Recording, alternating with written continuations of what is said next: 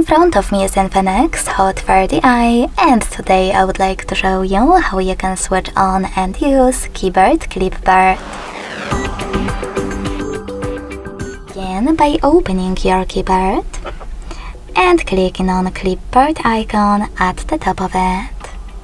If you can't see it, select this icon at the top left corner and select it from here. Now to activate it, use the switcher at the top right corner. Following that, to use it, you need to copy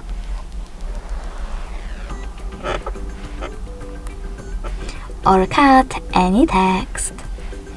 Then you can paste it right away by clicking on it at the top of your keyboard, or tap on Clipboard and paste it by clicking on it over here. If you wish to pin one of your added sentences, click on this pen at the top right corner, select one of them and click on this pin icon. You can unpin it the same way.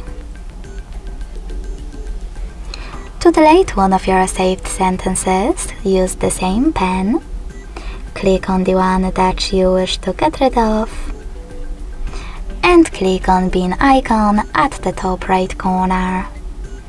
Lastly, to disable Clipboard, use the same switcher as before. Thanks so much for watching. If you enjoyed this video, leave a like, comment and subscribe. Bye!